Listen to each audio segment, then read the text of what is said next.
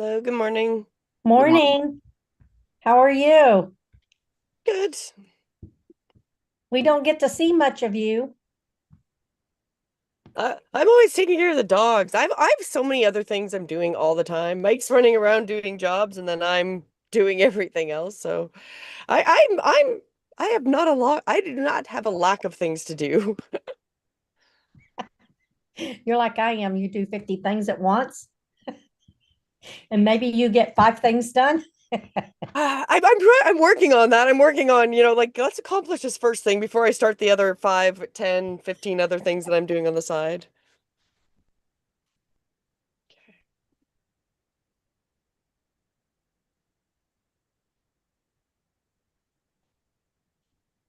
Oh, I wasn't muted. Okay. No, you're there.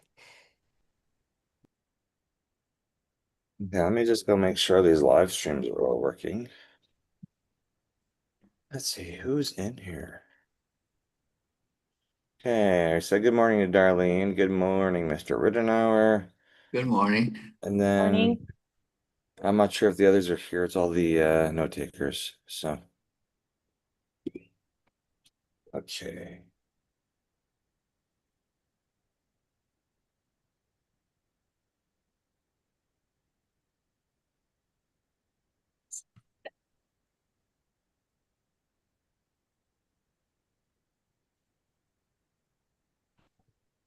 So how are you doing, David?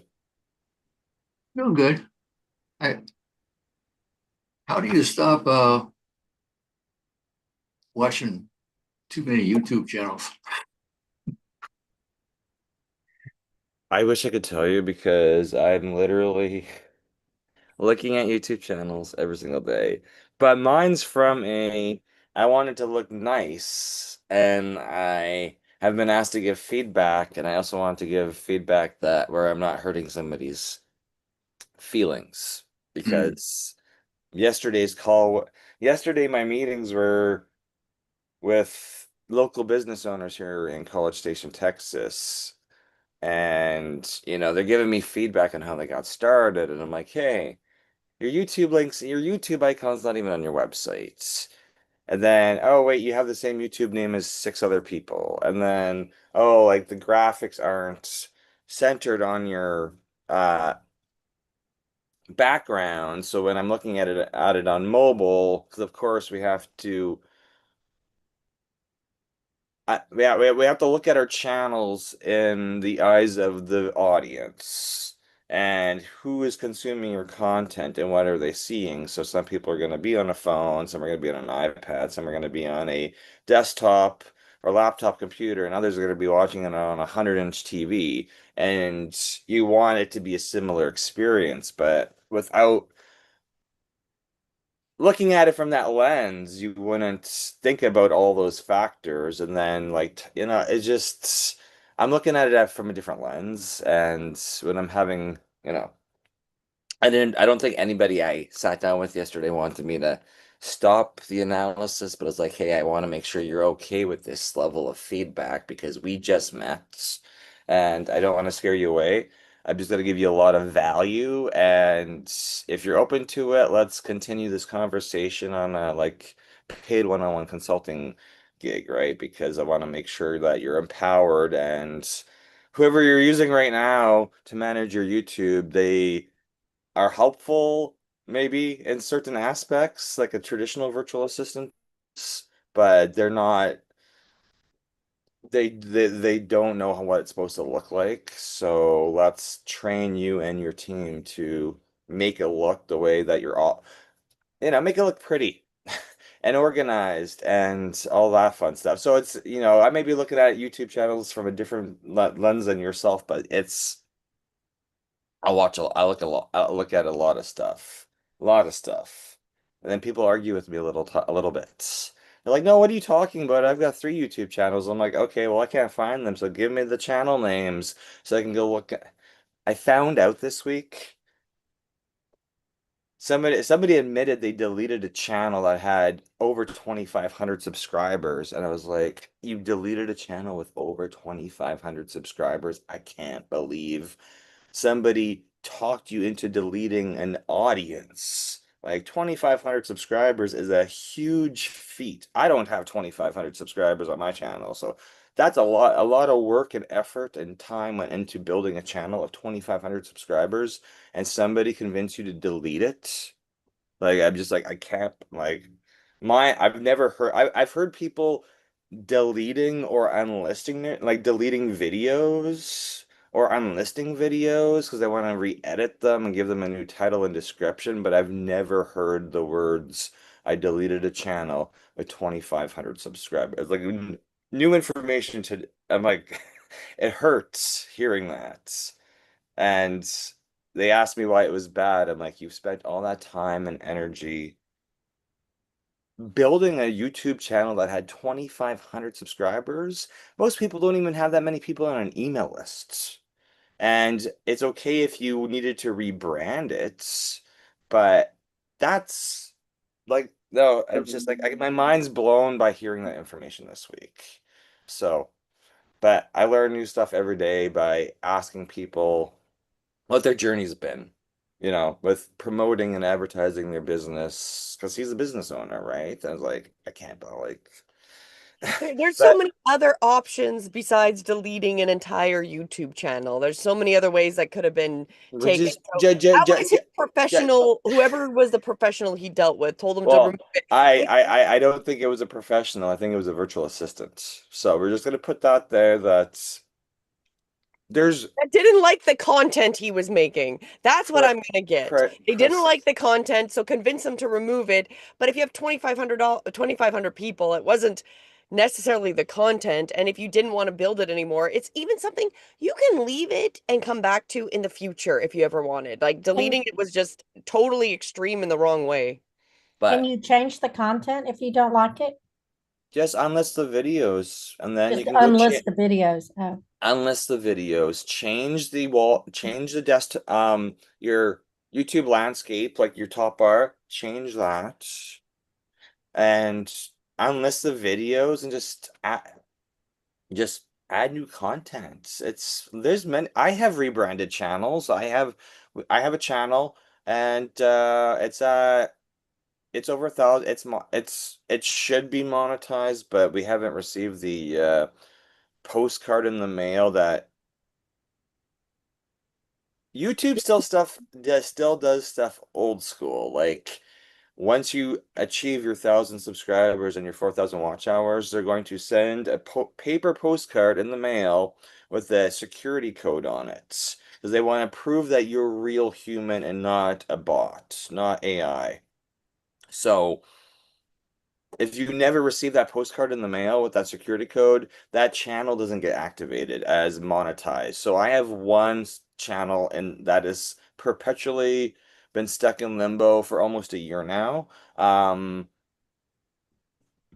because you don't have an address or what? no, it's because I've never received that. I never received the security code. I shipped it to my Canadian address. I didn't receive it. Then I'm like, hey, well, I'd rather have it associated, but it was during a Canada Post strike. We never received it. And you can re-request it, but you can only re-request it once every like 90 days. So last year, I'm like, hey, I'm gonna send it to my office in Dubai. We never received it. And it's like, okay, now I want to shift it to I don't know I don't know if I can change the country code on it again. I'm trying to get a hold of one of my friends in Dubai and say, hey, I'm trying to get I'm trying to convince somebody in Dubai to let me ship it to their residential address rather than a business address. But that's like pulling teeth. So Darlene's very gracious and lets me ship stuff to her in Texas. Not everybody agrees to get my mail. So I was like, okay, this channel, but this is why we're documenting perfect content for YouTube University. This is why we're documenting the steps of, hey, we want to teach you how to promote yourself by one video a week going to YouTube and all these other and all these other platforms. When you achieve monetization, your 1,000 subs and your 4,000 watch hours, then you're gonna have the steps added. If you want to, if you want to accept monetization, accept YouTube sharing a part of AdSense revenue with you and all the other perks of monetization, you have to be able to receive this security postcard in the mail. And then you have to submit your tax information and your bank account information. And if they don't like the information you submit, then your account gets put on hold for like 30 days. And then they retry, and then they retry. So there's all these steps and hurdles once you achieve something with YouTube to all these hurdles you have to get out of the way. So we have two accounts that are relatively no issues. And then we have one that's stuck in limbo. And then my daughter's account should have been monetized 3 times over, but because she's under the age requirements, they just keep pushing that goalpost. So she should have been monetized, and then they're like, "Oh, you're too young."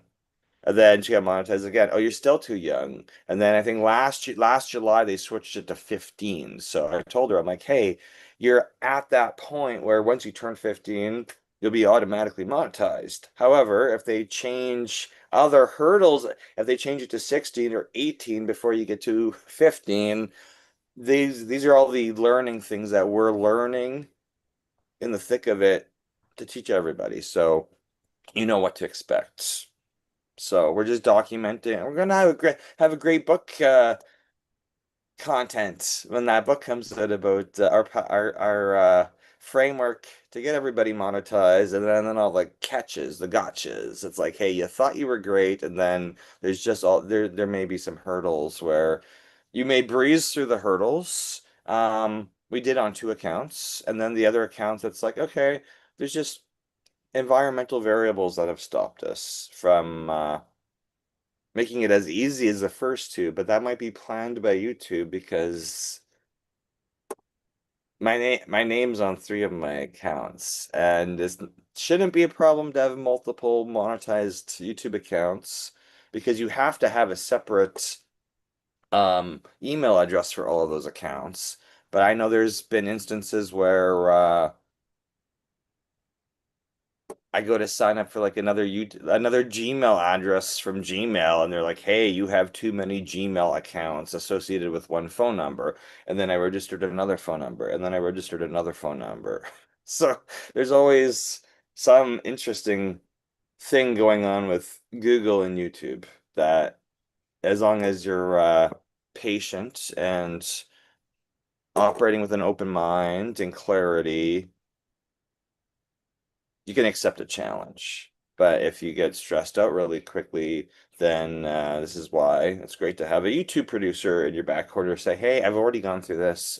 I've gone through this step. Yeah, I was expecting this. I told you there might be some hurdles to jump through, some potholes along the road to YouTube success. I'm just gonna verify we're still. So anyway, yeah. So David brought up the YouTube ch reviewing YouTube channels. So this is what when your YouTube channels are ready to be shared, I'll be in your corner and looking for, okay, making sure that we are happy with how everything looks and titles are good and descriptions are good and your links and your YouTube. I just want to make sure that your audience journey makes sense on your YouTube channel. And there's a lot of different ways we can lay out your content, especially when you start producing content on a regular basis. We can use playlists as a way to guide your audience through your offers and products and services and what you want them to learn from your YouTube channel. I know when I was talking to somebody yesterday morning, um, he's like, well, I solve like pain, like body pain issues. It is like, well, how many different types of body pain do people come in? He's a chiropractor. And he's like, well, there's like 12. And I was like, okay, so you could really start with one playlist, just focused on stretches you could do at home or workout routines at the gym. Really trying to get him to like record himself at the gym because I think people would would really engage with that type of content, especially if he's giving you step-by-step exercises to do to relieve pain.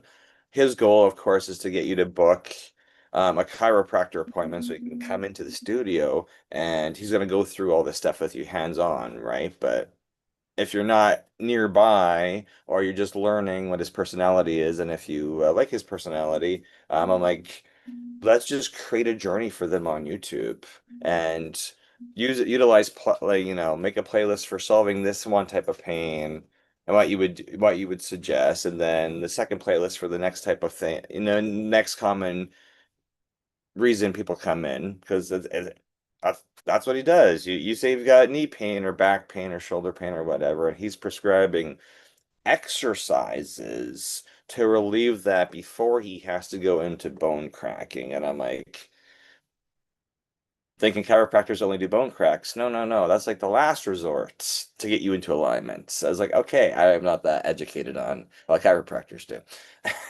Well, But and I'm sure that with any industry, some are better than others, right? Like well, had that experience with acupuncturists are not all the same either, right? So exactly.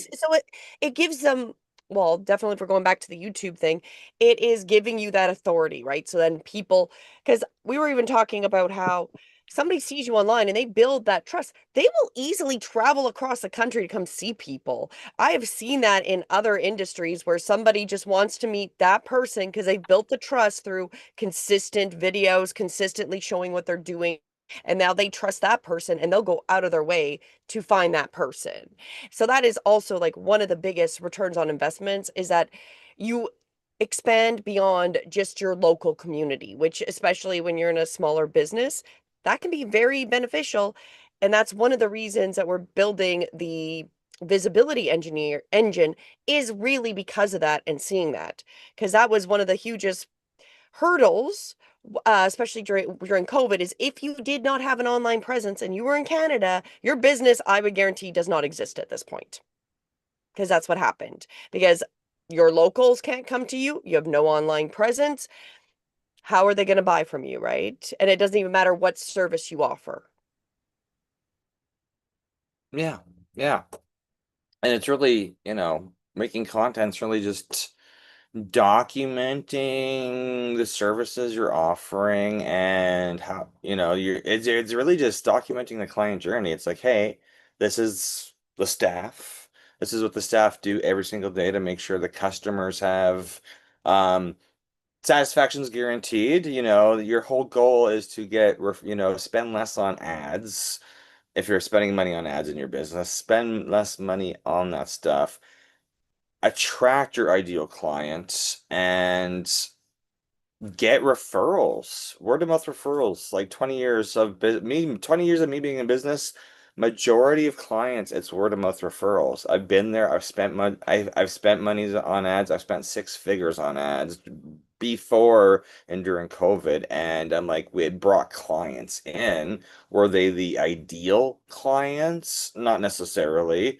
And but those were like one-time sales. And you're like, okay, well, how do you convert people from low on your ascension ladder? How do you get a client to become a repeat client? Well, usually, you know, you need to describe what the other products and services are, and if they like you, you convince them to like be a repeat customer. So it's like, what else can you offer? And if you have video documentation of the other services that you can offer, like, oh, hey, you're not a one-trick pony. So, Well, I think this is a good, if anybody has any questions, we should deal with them, but maybe we should show them a preview of the visibility engine. okay. Do you have it up? Well, here, let me find the. We've been working on recording webinar and building pieces in the back end for this because we get a lot of requests for one-on-one and training bit like one-on-one verifying that the proper pieces are going into the proper place at the proper time, especially when we're asking you to like make one video per week and redistribute it everywheres. And we have discussed this in the early weeks of YouTube University, and some have kind of naturally done it themselves, and others need a, more hand holding with it. So we're like, okay, we've listened to feedback, and we're like, hey, we're approaching May.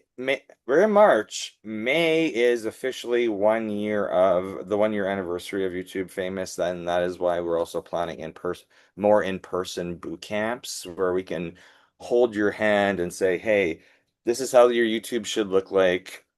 And here's the first 30 videos you should really start with, and here's how your YouTube experience should be for your audience that you're going to be attracting to your YouTube channel. Mm, So yeah.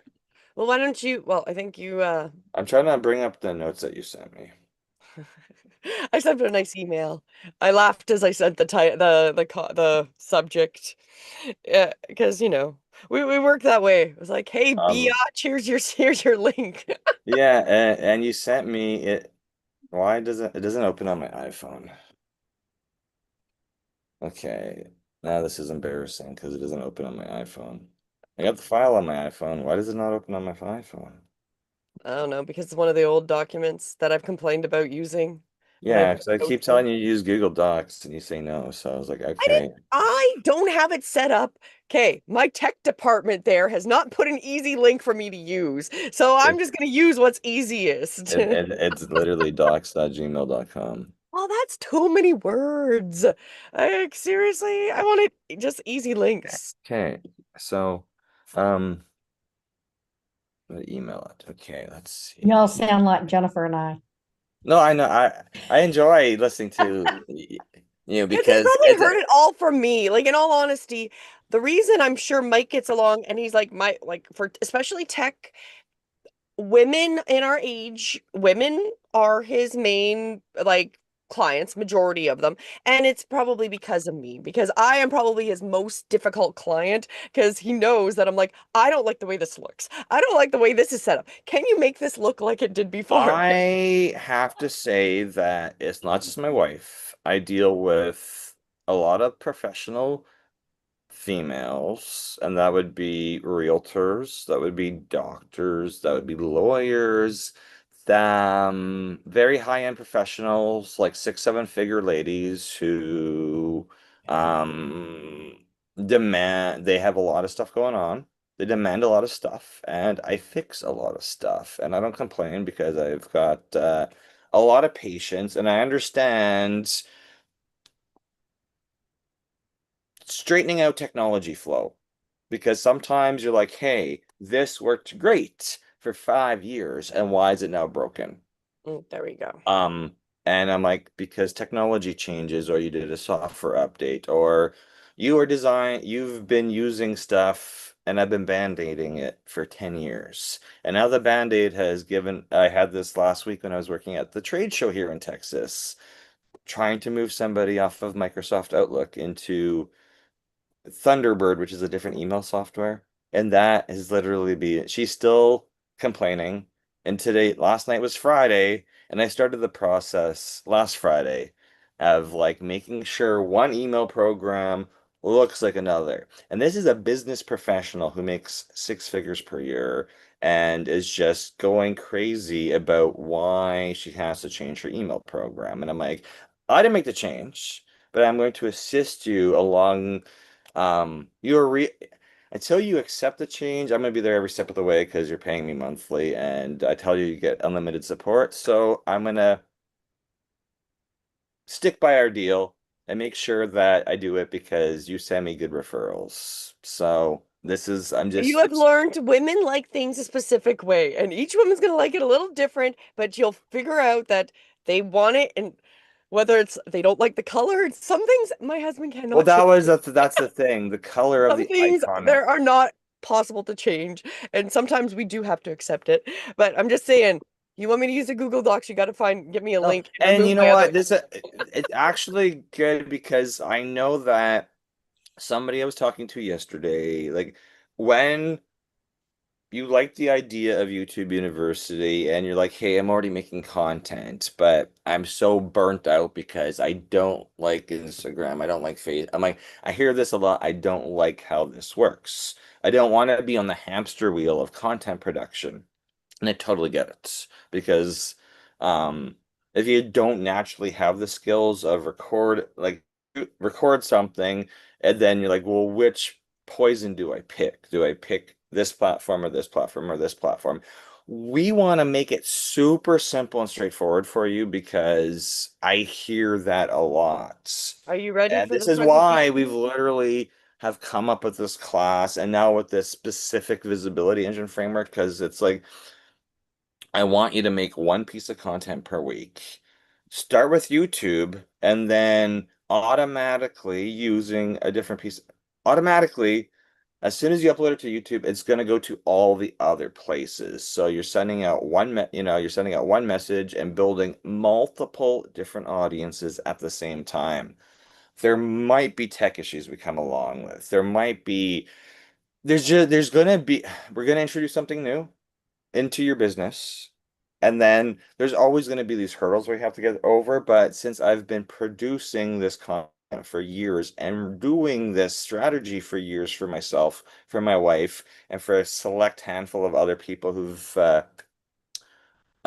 been along this journey with us, I'm like, hey, we've sorted out all the rough edges, and it's really anybody can do this as long as we're making content.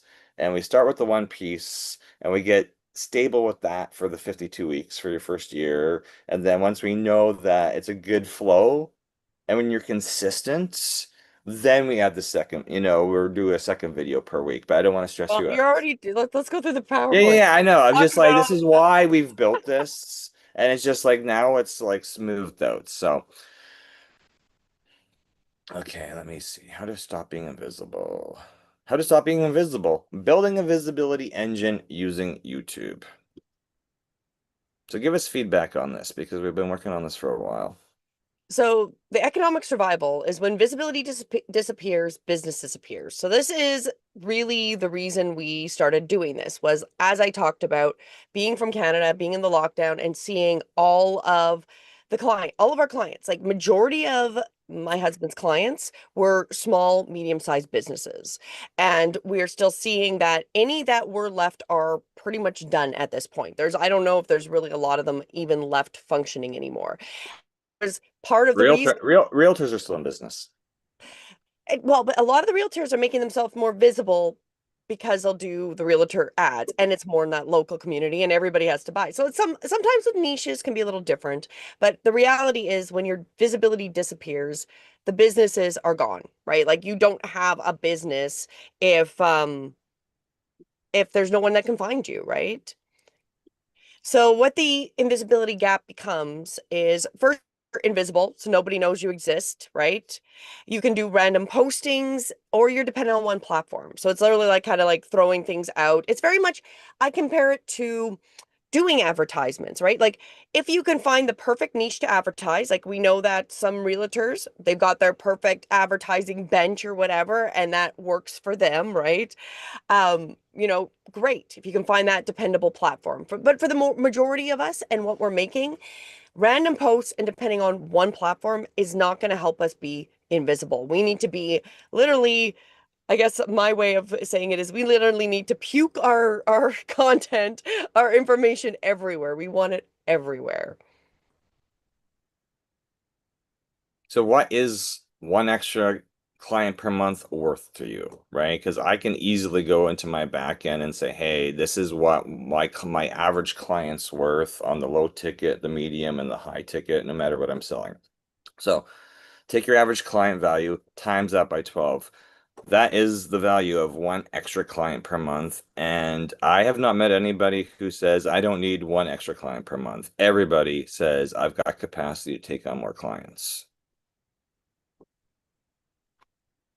So as we've talked about, for everybody that's come all the time, our this is really what we're looking at, right? We want to create the content. We're using YouTube as the foundational layer. So that is really the holding place because that's one of the actual easiest areas to put your content, and then from there, put your content everywhere else. It is from what we've done, all of our research, once you get into the YouTube, everything from there, you can put it into essentially every other platform that exists. YouTube is itself is a fantastic area because once it's also there, it's there forever. Unless you delete your channel or remove the videos, it's always there. So people can always find the content you've made anytime that they look, right? So you can make something today that in 10 years people are still watching. So that's why we chose YouTube, is not only that it is the perfect place to put your content and then have it literally go live or posted from everywhere else as the foundation. It's also feeds into the Google algorithms, and it feeds that you've got that content, essentially building your library. So then you've got your repurpose from YouTube. Then it goes to every platform that you want it to go to. And it really gives you that search footprint, because the more platforms you're on, if it's feeding into Google and it's feeding into all the different platforms, when somebody looks up your business, you're going to be found. So that's how you go from being invisible to actually being seen.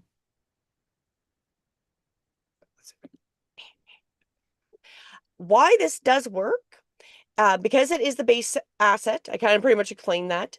It's searchable. YouTube is what, the second largest search engine? Is that right, Mike? Because it's Google and then YouTube. Is Well, that how that works? it's the number one it's the number one video platform today, like 2026. Net more eyeballs on YouTube every day than Netflix and Disney Plus combined. So while it is number two search, it's still owned by Google. So everything that's posted on YouTube is indexed by Google. So it's just when you get that business card from that like business trade show and you go look somebody up, if they're on YouTube, that's their stuff's going to show up on Google. And so if it's showing up on Google, you know it's going to be showing up on AI search engines as well. So we're just like, Yes, that's a good point. exactly, exactly. A lot of people forget about the AI search engines, and I was like, this is why we want a lot of backlinks from Google, from YouTube. That's why it's the foundation, because Facebook, LinkedIn, Instagram, they will send one or two links to Google for you, but if your YouTube just sends more, and that's why I love using it. I just love searching for people, and I'm like, hey, this is as a customer, this is what I see on Google when I look you up. Let's clean this up and let's get way more content. I think Darlene had a question. Go ahead, Yeah, go ahead, Darlene. darling.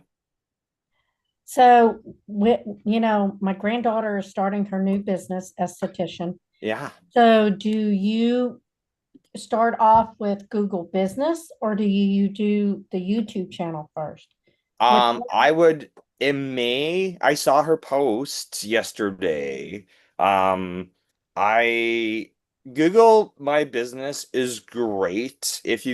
Depending on your jurisdiction, it may take a little bit of time to get listed. So it should be kind of done at the same time, because what we would really love would you be for you to search her name or the business name and have, the website show up.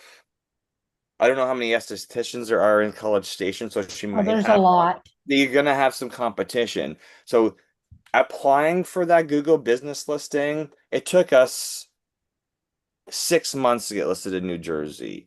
So it took a while, and in that meantime, I was making YouTube content because if you're in a tough jurisdiction and Google calls you, we got Google Maps on the phone. They were so frustrated with us. And they're like, where's your website? And I'm like, you can see my website. And they're like, where's your authority pieces? I'm like, YouTube, YouTube, YouTube. And they're like, you've done your video. Like, we had to submit all these pieces of authority to Google Maps when they phoned us. They told me they didn't like something on my website. So in real time, I was in Go High Level editing my website to appease the employee at Google Maps, and then they turned it on. So sometimes it's a challenge, and that's why you need to make sure that you've got all your assets. It's like going to the Exactly. And it's a different, and we have learned it's a completely different experience depending on jurisdiction and who you are. So we were able to, no problem in Oxford, Nova Scotia, Canada, super easy. I was able to to be able to put up in Biloxi, Mississippi. I spent enough time there, made enough content. It was so easy. So it was a totally different experience. But then the experience what we had in New Jersey or what we had in Dubai or even in our own location back in Alberta was a completely different experience based on different factors. like So we love it's really it's interesting because we can definitely add that and help people. But it it it's one tool you want to use with it, right? Okay, so do you start the you? So my question was, which one do you do first?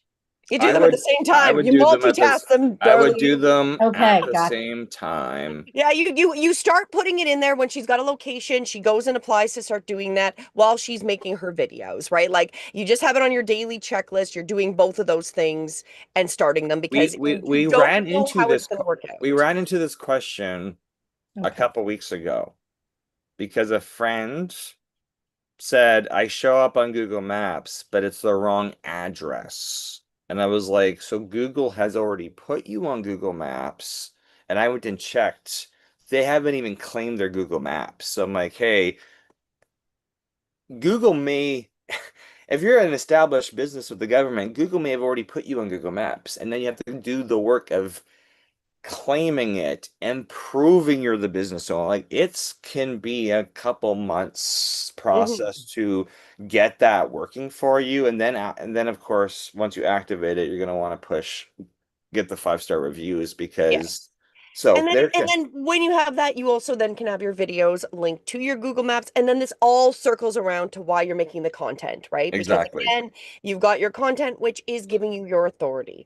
So again, once you've built it, so her making the videos now, that's evergreen. It's always there. So starting to make those videos right off the bat, no one can take them away. And then once she's up on Google, she can always put those into the Google Maps as well. Like there's so many ways you can kind of structure that.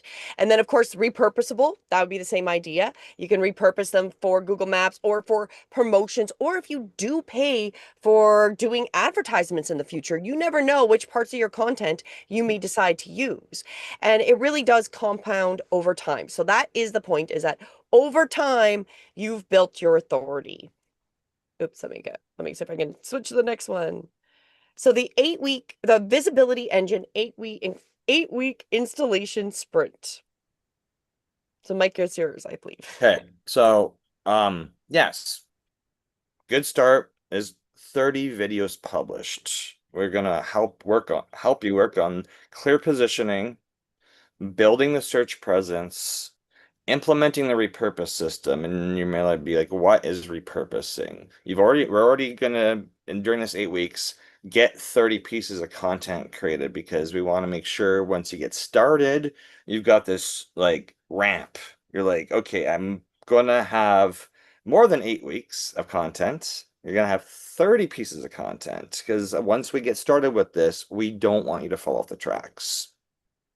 And that doesn't And mean that you're going to necessarily post all 30 pieces to be live and public in those no, 8 weeks. it's just to get a good chunk because there's 52 weeks in a year, and that's we need some lead time because there's going to be stuff happening in your life. And we just know that if we get 30 pieces started, you've got over the creativity block, the production block. We've built you a production checklist. And with the repurposing, there's a piece of software that we use. And as soon as you upload your content to YouTube, it's grabbing it and natively posting it to LinkedIn and Facebook and TikTok and Instagram.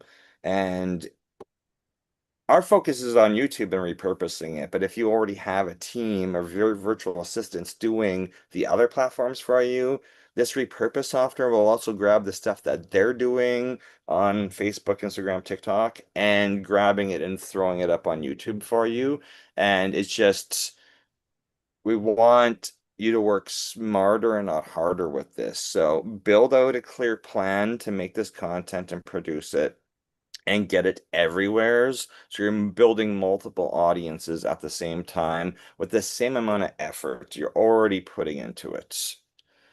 And then laying out your monetization roadmap for you. So in starting in April, we're going to do this 8 week sprint where we are putting in the piece, helping you build all these pieces so that way you've got a system that you can, after the 8 weeks, you can continue doing it yourself or find out if you need one-on-one coaching with us, and then we'll do that plan.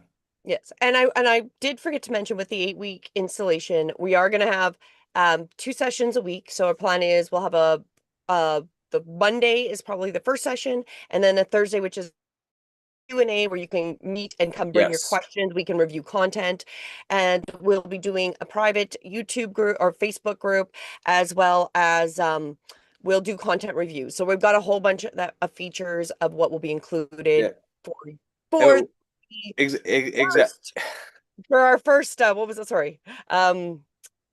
For the what's the word I'm looking for? For our founders, for our first group of founders in this group. That was the word I Yeah, was trying to and the look most important thing is doing that like end of the week checklist because we know that business owners, hey, family, kids, there's always stuff going on, and we want to make sure at the start of the week we're checking with you, the end of the week, because you may have like 4 good weeks and then a bad week, and we're like, okay, we're gonna make sure you get through this 8 weeks with this plan, especially these 30 videos ready to go.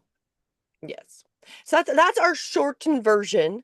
That is what we're looking at this point. So what we're doing is April 1st and 2nd, we're doing the full webinar. So we're going to start promoting that. You guys are the first ones to kind of hear about it.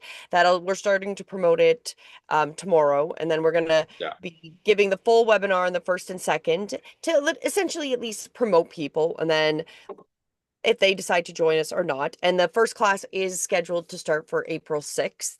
And then it'll be 8 weeks, April 6th onward for those Mondays or whatever. And then doing the follow-ups doing the 2 times a week. So then the Thursdays you can come if you're having problems with production, if you're having problems with ideas, or if you just want us to review what you've made. That's what those Thursdays are going to be really about, to help you get more hands-on. And we are looking that these are going to be a smaller cohort of group, so we can really work with everybody as closely as possible to help them get established through the visibility engine.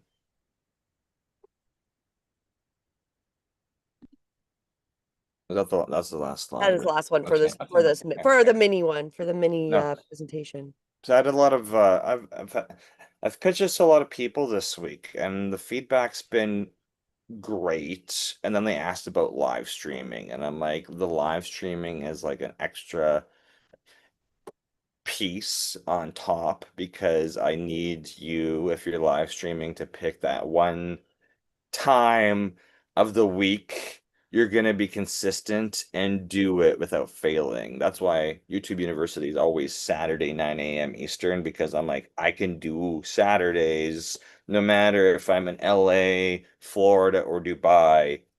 I pick that time because I can do it. And be consistent because I think we're on week 43 of it. I'm like, okay, it's no brainer now. I've had a couple people where they're like, hey, what do you think with my audience? And I'm like, if you're working full time Monday to Friday, I'm not going to tell you to live stream. If you're working a full time job still and got this side hustle, the side business, I'm going to tell you just to do the week, pick a time on the weekend, whether that's, Saturday or after church on a Sunday or whatever, because we want these pieces of this visibility engine to be audience building and not take away from your time, your life. Like literally, we're just gonna we're we're Trying to we're, make you work smarter, not harder, and we're removing your help doom to make it scrolling more. time with you Yes. promoting yourself, right? So the live streaming's kind of on top, but I know a Some lot of people may people. prefer that, and we'll be assisting them with like how to do that. They might want to go right into if they're doing live streaming and if that's their preferred way, we might be really in incentivizing or teaching them how to make the shorts to help them get their 30 videos on top of their live streams, right? So each person we're going to be looking and assisting you individually, or at least giving you the guidance to where to go. And then obviously you have to make the content, right? That is what we're Yeah, it's the one thing, one stipulation. We will help you get your stuff done, but you still have to make your own contents.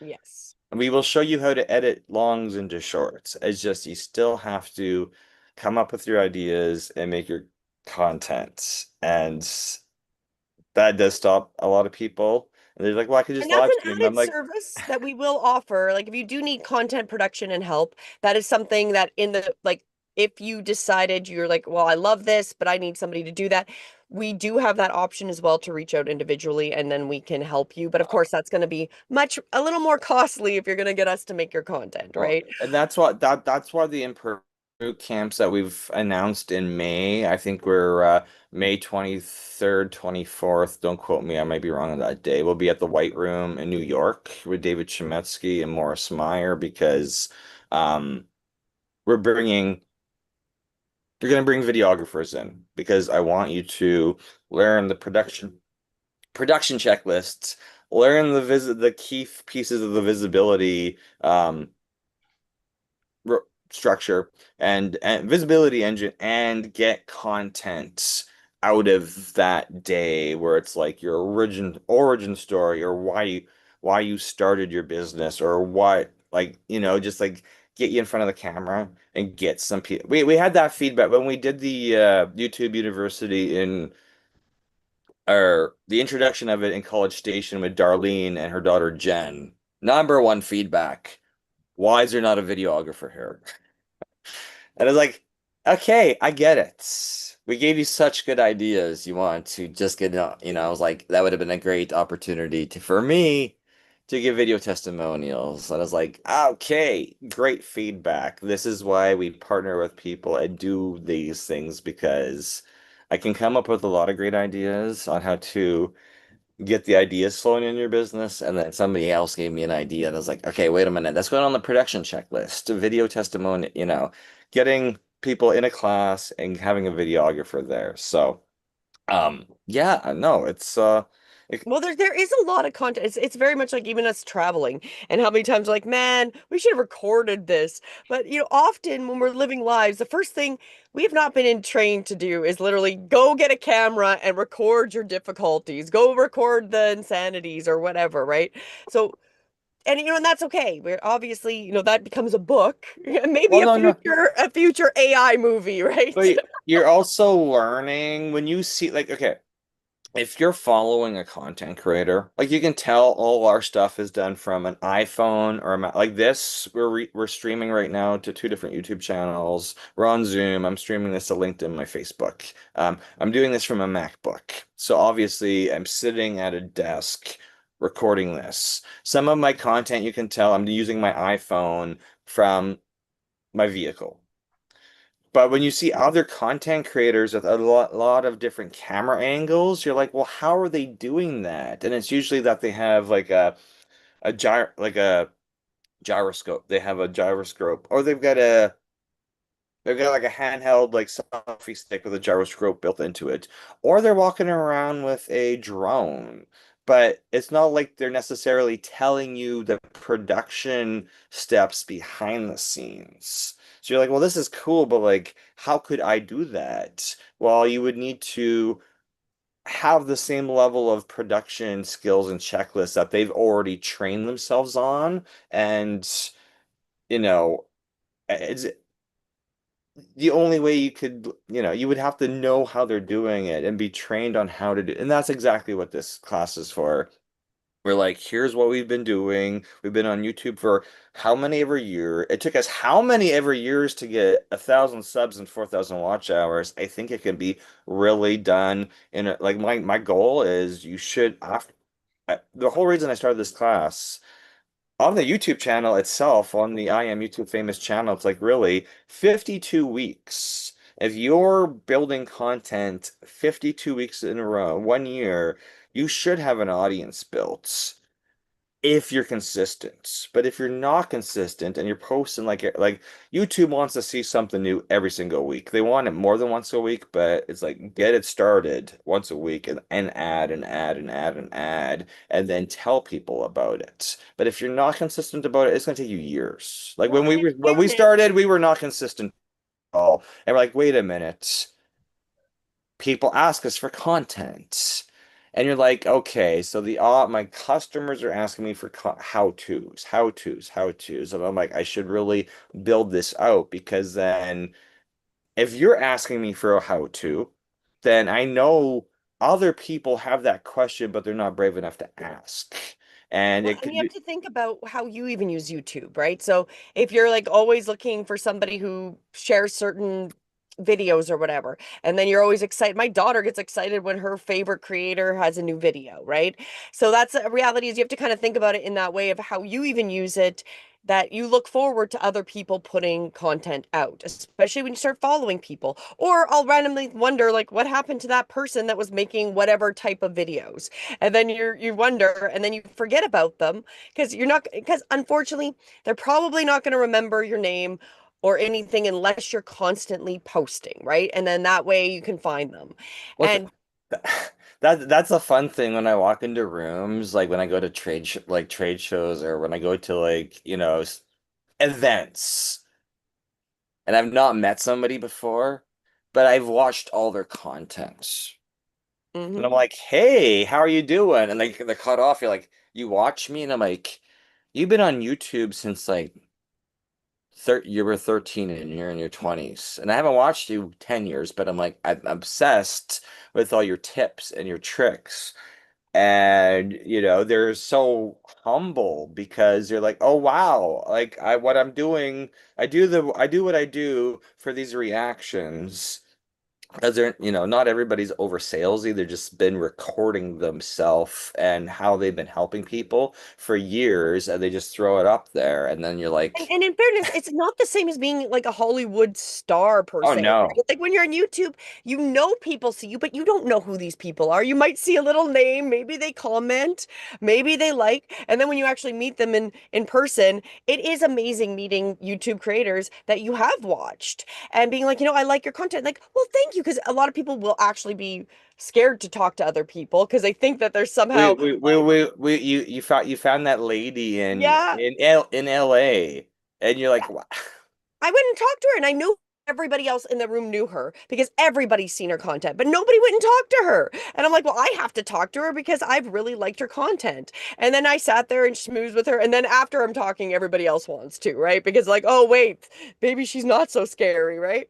Because I think that is the one benefit of YouTube is we've got real humans that are making the content. And even if you are doing AI, I wanted to bring this up today just because I watched a video about the AI content. And it's interesting because one of them maybe you guys have seen, it was a channel that blew up really quickly and has disappeared. And it was what was it called? I was telling Mike about it, but it was something about like not boring history, but history to fall asleep to. And so it was AI generated videos that were about like soothing tones as they told you history to fall asleep to. Well, at a peak, they were making like almost $200,000 a okay, because they were doing so well with views. And then YouTube shut them down. And they were analyzing, well, why'd they shut down? Well, there was a number of things. First off, they all videos were too similar. So even if you go on back and look at what they were showing with the thumbnails, it was exactly the same thumbnail, same wording on the same area, and then the same, like just a different maybe character for whoever they were talking about, right? And then again, it wasn't unique enough. It was probably AI generated scripts. So AI is definitely a good tool to make the content. However, you've got to really not, well, how did they say it was like brain rot? Like you have to add your ability into it. So really, I use YouTube or AI for maybe helping with some of my scripting, maybe not, depending on what I'm doing, and really for thumbnails. And that's just what I've chosen. If you can use it in your business and use it as a way to create your own likeness, like Mike was talking about that he's doing a cartoon, not cart, an animation, a Comic book. cartoon. Yeah. And he wants to put that into animation. Well, AI is wonderful for that because they can really take the characters that are created and make videos as long as you have consent by the people that are being created. Because if you are making people that look like other people and they're somewhat famous, that's going to cause you problems. That's why you don't see any, like, that's kind of disappeared off of YouTube, is any of these AI generated likenesses of anybody that's famous has almost completely disappeared. You're not going to see much of that. One thing I have seen is there is somebody who's making YouTube shorter videos that are essentially like a dystopian future, and it's this character who literally will give programs to the people coming in. So the people are coming in and they want to get the programs implanted or have these experiences, very much like all those movies we watch. All I can think about is the one where with Arnold Schwarzenegger and going to Mars or whatever. And they literally, it's the idea of the virtual reality, but none of the characters are famous people. And if they're making it their own unique content, then that is great. Totally. However, for a majority of people, if you really just want to brand yourself and your business using AI on the side, that's great. But you really want to get yourself that people build that trust, because that's where people are at this point where they don't know who to trust anymore. If we're all over the place and you start to follow somebody and you don't even know which platform they're going to find you on.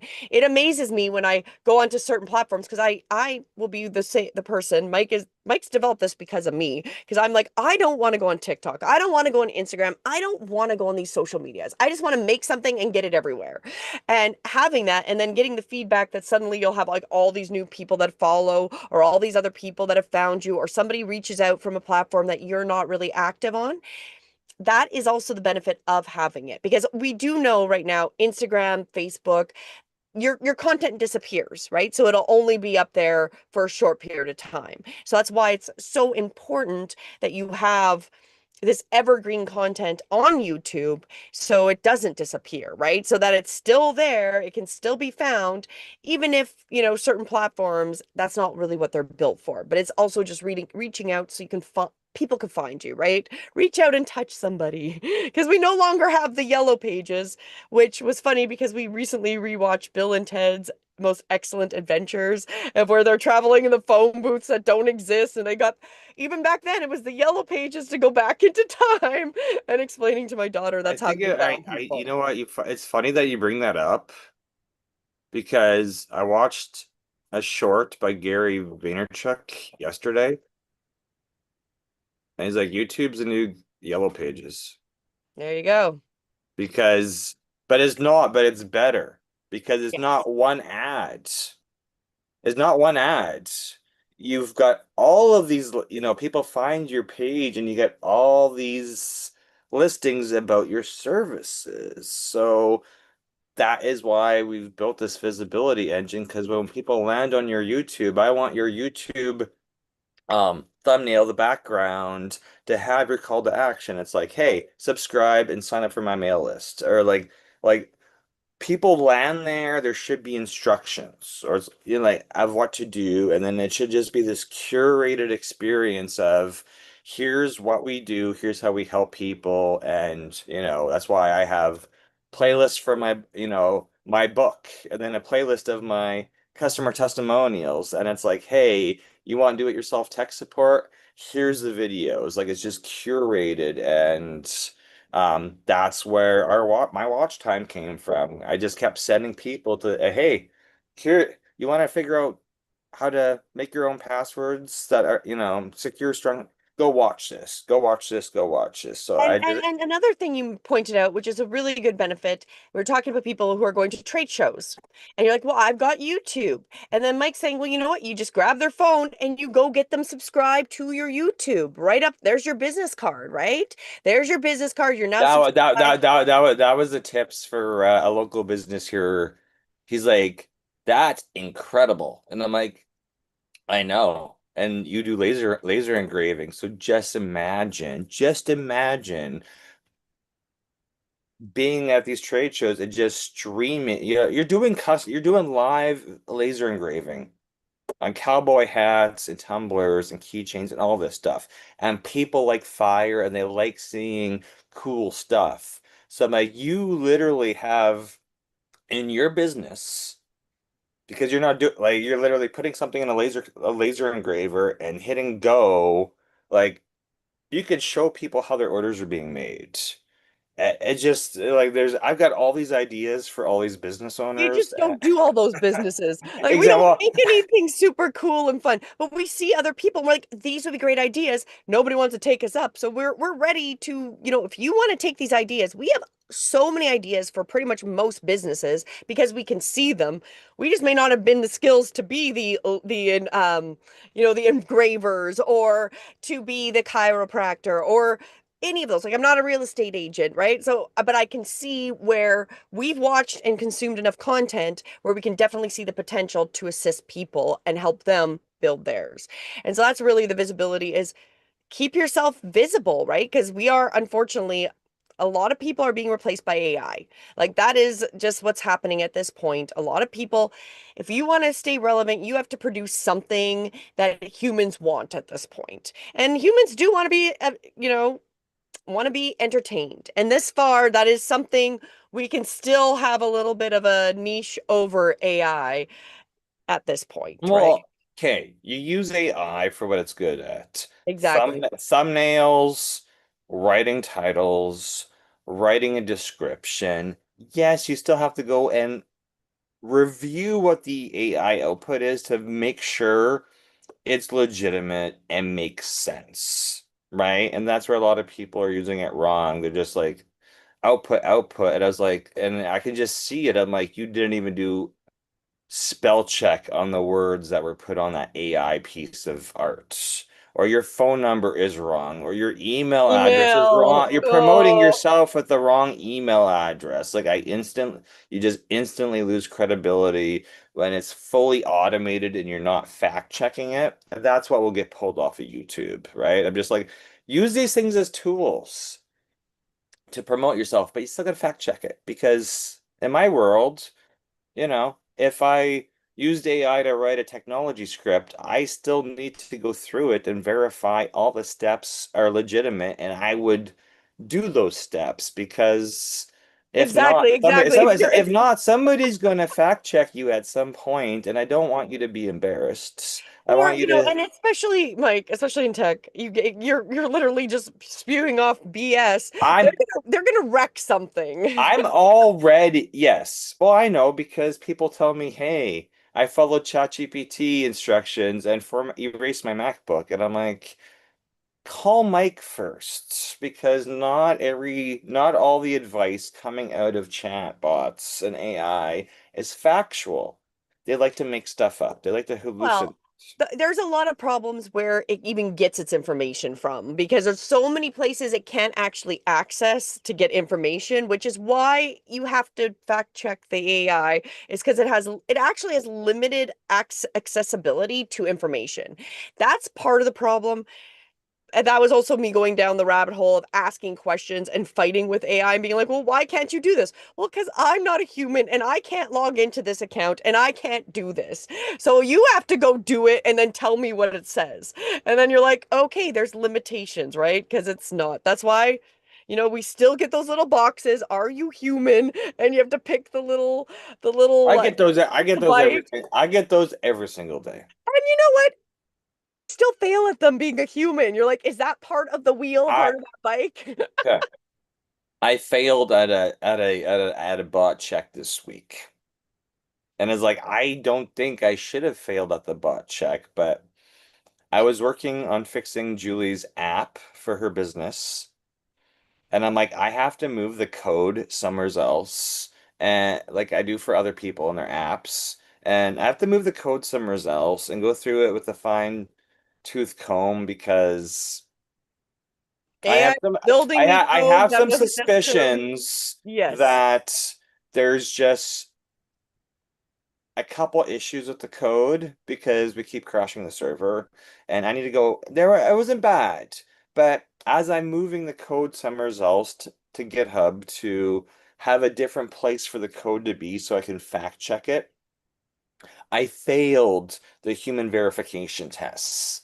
And it's like, this is embarrassing because I can't decipher the letters. And you can refresh and refresh and refresh. And you're like, none of these are even legible. So, There's probably an AI generating these things, and you're like, this isn't even a proper character. so anyway, it's we That's want you to build your, we want you to enjoy building your visibility and authority with YouTube. So we've built checklists, production checklist, like just weekly checklists, and we've got it in this 8 week sprint that we're starting on April 6th because a lot of people have been asking for more hands-on, more hands-on, more hands-on. And I was like, I have to build all these checklists that I've just been kind of using myself on one-on-ones with hiring clients. But I'm like, now after a year of going and talking YouTube every single week, it's to the point where we can put more students through it in a structured plan and see what new things we discover with a group after 8 weeks of a paid course. That's why we're like, okay, we're now at the point where it's rinse and repeat, rinse and repeat, rinse and repeat. yeah. So anyway, We wanted to let you guys know that that is coming. So watch, you can, if you want to reach out in the meantime, you can, but we will have links so you can register for the webinar. And if you do want to sign up and join us for that, because that'll be on top, we will continue the YouTube universities. We'll be continuing that. That is going to be every Saturday, same time, the 9 a.m. That'll be just like the extra feature too. So really you'll get the Mondays, the Thursdays, and then there'll still be the Saturdays that you could even come in. this Saturday class is the Ask Me Anything. I don't think there was any questions today, so that's why we've been talking about the visibility engine and Exactly. why. So we're not planning on getting rid of it. It'll be just the add-on that you would get more specialized help during the week. And then the Saturday is still here for anybody that just wants to ask questions and will be open to everybody, whether you join us or not. So that's not going to change at all. Not in the plans of what we're doing. So you really would have 3 opportunities to work with us directly during the week. But it's nice to have stuff to do with the students. So, it's nice to have things to answer and fix. And there's less people in the class today, so we need to fix that by getting people into paid programs. Well, it was spring and seemed to be whatever I people were know, so I know, excited I about know, spring I know yesterday. it's spring break everywhere. Yeah. Everybody I've been reaching out to, they're like, oh, it's spring break. We're going away this week, and we're going away to this week. I'm like, this is why it's live streamed to YouTube, and you can just go watch the replay. It's funny when we talk about that because we've been self-employed pretty much our entire adult lives, our entire adult lives. And it's so funny when you get to holidays because you just don't even resonate that people have holidays. It's like realizing the April 6th is Easter Monday. However, normally you're done your holiday, so everybody usually gets it off. So I'm thinking that's okay to We start. were It's not Easter okay. Sunday, but You're I bringing up did have to you're look. bringing up Easter. We wanted to do a pop-up event in Las Vegas on the Thursday before Good Friday. And our contacts like, oh, that whole weekend's Easter, like that's a no-go. And I was like, I didn't even factor in it was Easter. So Yeah. they said, You hey, don't live on any holidays. other don't you check holidays? And I'm like, but you're self-employed too. It's like, We okay, well, fine. If we you're realize we've lived like this for so long that we forget holidays exist, right? I And was then like, that's fine. I won't do Vegas on the week before Easter. That's fine. I've been told Kristen, no. before we leave, she's got a question. Go ahead. It was more of an observation because as you guys were talking, I was like, you're talking about visibility, and I haven't worked on the podcast much in the last 3 weeks because I've been busy with like real estate because it's our season. Yeah. So as you were talking, right, just so you guys know, this is how my life goes some days. I worked with somebody for 4 months, the commission's 60 grand. And when we found them two houses, not one, the next day he goes, I just got some bad news, so I'm gonna have to hold off on making an offer. Thanks for joining us. That is my world. So, Well, I got an interesting story about Naples for you. okay, You know how you introduced me to your banker? yeah. And I waited in Florida. I waited. As soon as I got back to Texas, she's like, congrats, your bank account is open. You have to come back to Naples in person. And I'm like, and This is sign the why stuff. I sat in Florida so They're not long. quick, I can tell you I that's know, Florida. and it's fine. I was like, okay, thank you. So I was like, and we're waiting because on a list for YouTube events in LA, but I'm like, I don't really want to go all the way to the west and then go back to the east. So Okay. we're sitting in Texas, hovering at the moment because I was like, May I have to don't. do the may have to do the round trip flight where you get off and get back on in the same day. Well, the challenge was this week was spring break, and everybody's Oh like, do yeah, you can't not do it this week. fly during spring break, and I'm like, I already understand I that. was supposed to be in LA this week and I told them on Wednesday, I said, absolutely not. I'm sorry. So I can't take the chance of even not getting back here because of these deals that are up in the air. exactly. So I'm just like, we get it, and that's why we're like, hey, that's we've had a lot. So I'm like, okay, we're just gonna build this Right, hand exactly. holding 8 weeks to make sure that because we're almost at a year. I know you've produced your show, so congratulations. There's a lot of people. It's just like I'm like I just know that everybody else needs a lot more hands-on holding, and I'm Right. like I need to have this like framework, this repeatable framework Julie and I've been using. I'm like I gotta like literally get it fully documented so that way, if you come on, then you can have your team members and your virtual assistant learn it at the same speed that the business owner Right. learn because I'm talking to people who've already got content, and I'm like, I don't see it anywheres.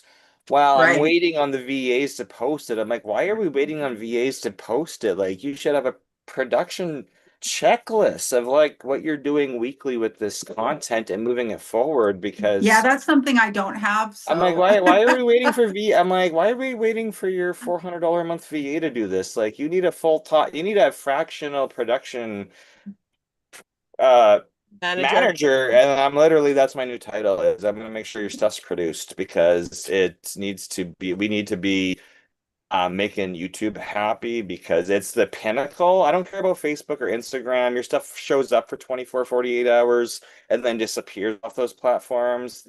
right. Facebook deletes it after 30 days. YouTube's the pinnacle. It's the foundation. It's the footings, right? Right. Because when people go to Well, this look was for you, yeah. they're gonna find you on YouTube. Yeah, that's what I have to work on because but I wanted to just share an observation. So Yeah. I'm trying to, I'll know next week, but I'm trying, there's somebody in LA who has a podcast I might be able to get on. So while you were talking, I said, let's talk, let's go see. She's got 1 million subscribers. She's got 800 videos, over 800 videos on her site. And I'm Okay. looking at her latest views. Her oldest views, obviously it's been up 4 years, 27,000, 9,000, 20,000, whatever.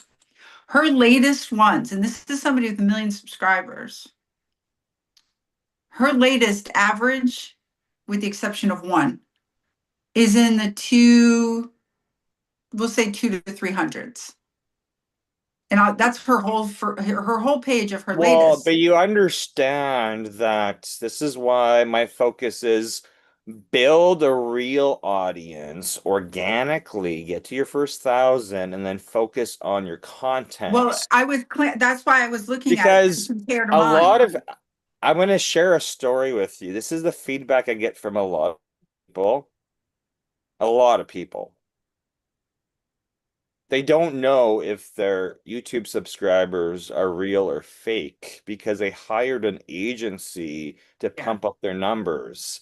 So that's why they're like, well, I'm like, let me see your watch time. Oh, no, no, no, it's embarrassing. I'm like, your watch, a, mi- if you got that YouTube plaque because you hit the 500,000 subscribers, the 100K, the 500K, the million, if you got those plaques and you don't have watch time, I instantly know you've got fake subscribers. You've paid Well, somebody that's to, what I'm looking at because I'm trying to see, like, when I talk to, because I'm still trying to get the sponsors.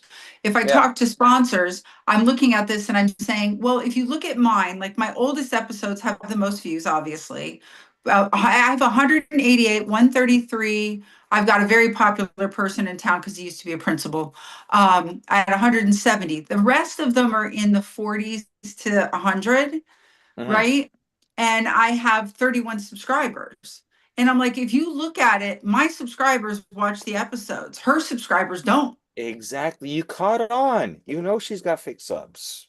And So that's I'm and, like, you know, and when, how much more important it is to have real people that are You got actually, because even if you're only getting, you know, like I get that too. Like I may have like 1900 subscribers, but I know what my average is, and those are the real people. And sometimes you don't even know that you end up with people that aren't so necessarily real, and it's Kristen, hard to get to a million without this somebody helping you get there. this right, is what I run into is that people are like they're like I got sponsors. I'm like, but you got sponsors based on your subscriber numbers, and those subscribers might be fake. So at some point, your sponsor, if you've got artificial subscriber numbers and not real watch time, right, at what point is your advertiser gonna clue in to say, "Hey, wait a minute, you're not even driving any organic traffic to what we're paying you to highlight and sponsor because the audience is fake." Yeah. You're like, you can. I've had a bunch of conversations with people who are like, "Hey, tell me how you do YouTube," and I'm like, "One video a week and organically promote it." They're like, well, what happens if I have an inactive audience? And I'm like, well, you would only have an inactive audience if you um have fake subscribers. Well, and How when do you how do I know if I have fake subscribers? I'm like, did you pay some agency to pump up your Instagram and YouTube numbers? They're like, well, I'm not going to disclose that. I'm like, you're telling me right to me, you're telling me right yeah. to my face that you bought your subs. well, Well, and that's one thing I'm going to use now because as you were saying, visibility. I was like, well, let me check hers Yeah. because I'm trying to get on her show because she's supposed to be really popular and she has celebrities on there. But I'm like, but she only has like 300 to 600 views She's, and she got a million subscribers. she's using it as the ego statistics. People, Yeah, I get this from advertisers all the time. They're like, Mike, we want to see 30, 50, 100,000 subs. And I'm like, I understand you're going after the ego statistic, but I'm like, I have watch time. And they're like, oh, well, we want big audience. I'm like, do you want big audience? Do you actually want active audience? And they don't, they're like, yeah, that 30. then they're computing. You see the numbers computing, And I was right? like, that's And, fine. and I'm just making sure I'm organically promoting myself. I'm just gonna make sure that you're aware that I exist. So when you come back in a year or 2 years, you say, "Oh, hey, you're consistent. You run YouTube University. You're coaching people." And I'm like, "Yes, because I'm giving the power to my real life friends and not the fake friends. I'm like the real right, friends who see that, oh, hey, Mike's consistent and Mike's training other people because he had a boom in business before COVID. COVID wiped me out completely. And I'm literally building from scratch. So I'm showing you it's not easy. And it's just consistency every day. And I have to go travel to new cities, meet new people, and meet real people versus the podcasters out there that say, hey, I'm the number one podcast. I'm like, yeah, might have those fake subs, but I can look at the YouTube back end. I type your channel name in, I can see who's monetized and who's not. And we've had a couple other students in this class that say, hey, I really like this influencer's YouTube channel, and she's got more subs than you, so I'm gonna watch her and trust her. And I'm like, she may have subscribers, but she's got literally no watch time, and she's just selling you a course. And I will do this for free for you on Saturdays. I may say, hey, you need more personalized one-on-one training because you're not getting any traction because you need a producer in your corner confirming that your stuff looks good as you go because you don't have the Hollywood experience, you don't have the acting training I have. But I can tell who has some of this training because I'm like, hey, you got amazing on-screen persona, like you should do more of it. And they're like, I have acting training. I'm like, I can tell you got acting training. I can tell you have on-camera training. You should be live streaming every day for like an hour. well, and you have to keep it in perspective, right? Like the reality comes down to what is your return on investment? And that's something we're going to really talk about. And it is to be seen, right? And you want real people to buy your products, to watch your videos, to actually watch the full video, right? So yeah, having a million subs, but it, like that other lady too, if she's not necessarily consistent, maybe that's why it disappears, right? And if she's not also promoting it, like if she does have all these famous people, well, is she making clips to promote people to remember? Because again, Yeah. what actually can happen with YouTube is your video doesn't disappear, but it may not get a whole lot more traction until somebody goes and hunts it in that topic. So really in the first 24 hours, it will keep running and running and running. So that's how people will have what is it, like something go viral, because one person watches it and then everybody's watching it. And if your thing doesn't necessarily take off in that virality in that 24 hours, doesn't mean it's bad. It just means it's there and people will come across as you build up Mhm. your real users, right? Because Julie, the real people are going to watch and start binge watching content from you, right? exactly. Like they start But watching, they get stuck in the loop and they're like, oh, I just suddenly Right, watched like right. five but Julie, episodes, right? Julie, how many times per week do I say somebody bought their subscribers? Yes, It's yes. every single week. And I do want to make that comment about podcasts in that, well, that's great, you're the number one podcast, but if it's not on YouTube, you don't actually even know if people might download it, but do you even know if they're listening to it? You have no Well, idea. And Right, how do you know right. that people didn't Well, hire I'm bots to download the freaking right. well, no, podcast? no. The challenge is we came from a world with Apple Podcasts where people were automatically subscribing to podcasts and downloading them and not listening. So in order for your podcast, I talk to podcasters every single day and ask them what their actual view time is. They know what their downloads are, but they don't actually know what their view time, their listen time is. And that's because like Doesn't tell them. It doesn't. 12% of podcasts that are actually downloaded or listened to. So when you're on the Spotify or the Apple, those platforms, the reason we use YouTube is that YouTube gives us actual granular analytics at a small audience level. Apple and Spotify, you have to have like 4,000 downloads before you even register on their Yeah. system. And then it's 10 to 12% of those downloads are actually listened to. So it's just because we were programmed, hey, sign up for Apple Podcasts and go subscribe to everybody. Like Apple was training you to tell people to subscribe to your podcast and to download it. Doesn't mean they were counting downloads. And I'm like, hey, let's count so actual subscribers on YouTube because we think they're people because they've subscribed. It could be bots, but I don't think a bot's just gonna go subscribe to you unless you paid for those bots to subscribe to you. It's the watch Mhm. time, right? And YouTube's gonna Right. flag if YouTube has mechanisms. They know there's fake subscribers. They're more focused on fake watch time. So if they like I've seen this in the last when I was in Florida. I saw this in person. Somebody showed me their watch time, and he's like, why is my watch time flagged?" And I'm like, "Dude, most of your videos have 20, 30 hours of watch time, and one's got 60,000." And it just looks a little bit But suspicious yeah, because, and he's like, "Oh, I was working with a VA in Bangladesh," and I'm like, "You just told me you cheated. Like you just told me you cheated." Like, right. so delete that Well, I gotta Because video get, is and it cheating I have or to you're get more trying, visibility. yeah, so you're trying to manipulate, but in reality is you it, may be able to, okay, you may be able to get away with it, but you're gonna find it reflected in your business because you cut a corner and you can say you might be able to get advertised. You're like, hey, look at these subs, look at this watch time.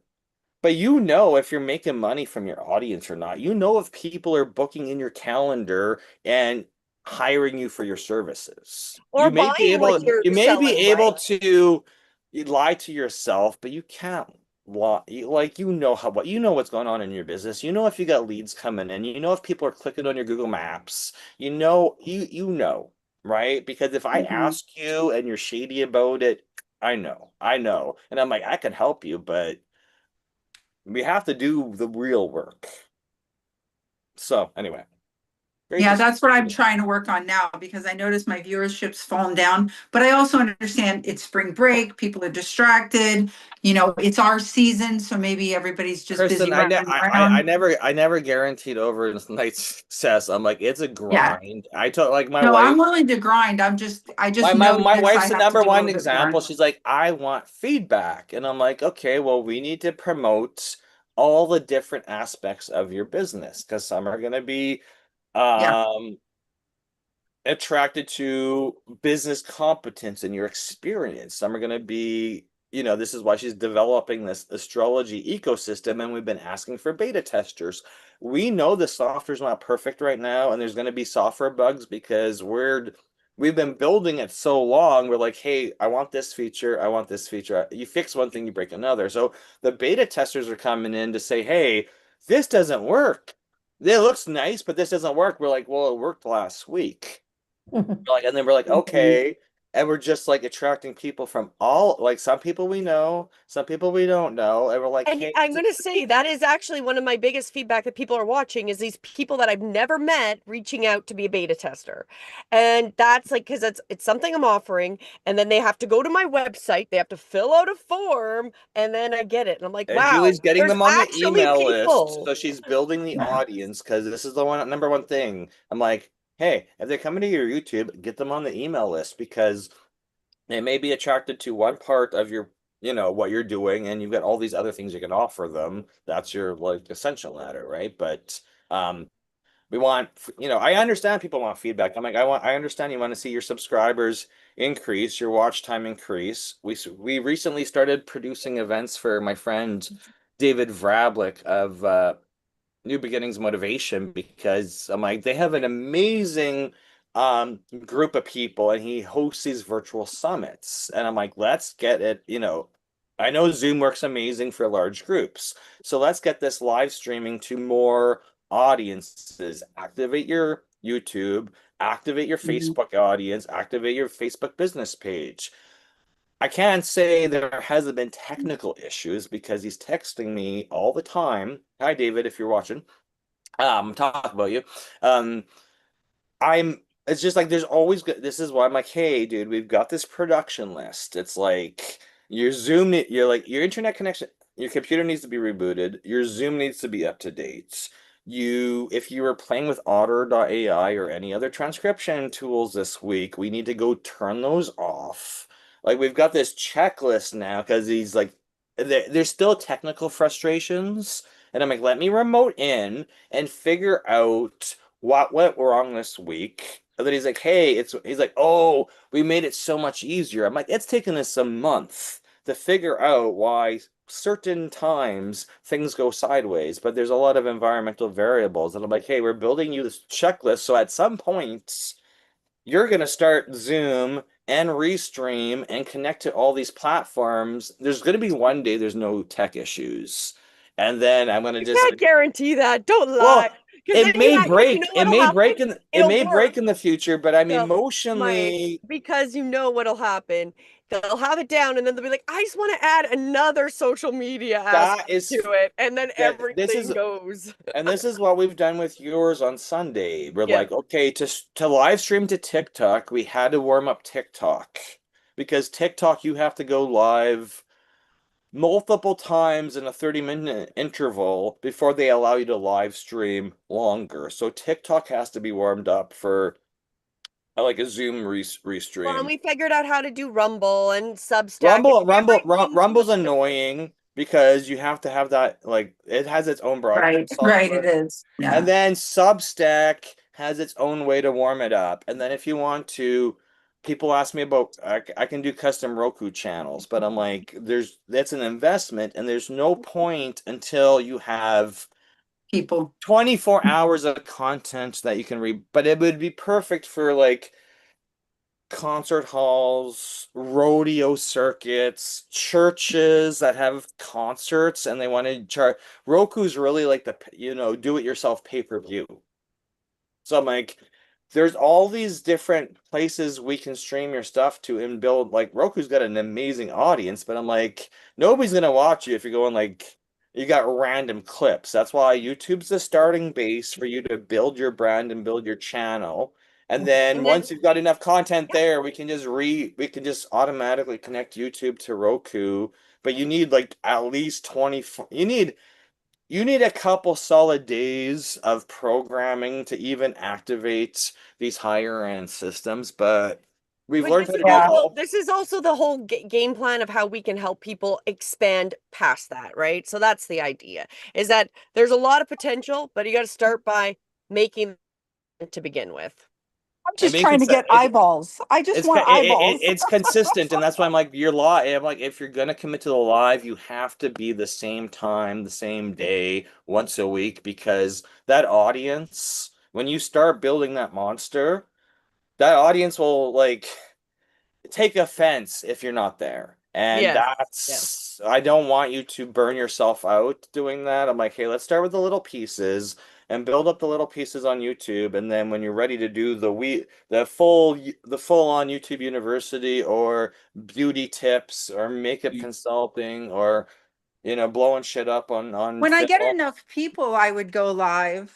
I don't think I have enough yet. When I get Um, enough of whatever I need, I would go live once a week and just talk about what history what in Naples. what But what you can do is if you could restream um your episodes Mhm. because the broadcast software we're using, you can do a live feed like I'm doing right now, or you can take your already recorded stuff and run it because we want the subscribers on the YouTube to be told when you're going live. So it's just you make the content and then you can always rebroadcast it as a live, but that's going to be Okay. in the production checklist. It's just like Yeah. there's a lot of cool stuff we can do, but um I again, I just need don't to get eyeballs so I can get the sponsors so I can keep doing the show.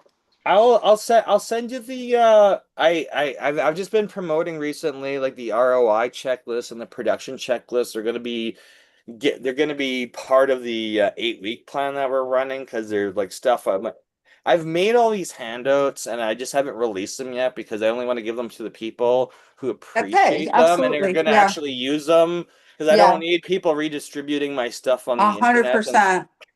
as you get it, you get it. So Yeah. but Yeah, there's and a then lot offline we'll have a conversation of an idea, well, not an idea, something that came up with working with the studio. okay. I'm putting it together, but probably next week we No can get worries. together more. I will let you know when if I'm driving or flying to Naples. I want to do it before I go back to Canada because literally Yeah. I've been But there we're might be a running out of time because we've got yeah, to get back so we can come back again in May. So we I literally have know. to I leave know. and get back. But So I went to a bank yesterday here and they're like, come back on Monday with this. And I was like, it's not a no. It's not a yes, it's not a no. It's like Right. we want another piece of identification. I'm like, you could have told me this before confirming the I- bank appointment. But anyway, Yeah, I get great it. I get class. it. Thank Thank you you. everybody for showing up. We'll see you same time, same place next week. yeah, and reach out. You guys know how to contact us if you have questions in the meantime. We'll see everybody. Thank Bye. you. Bye. Bye.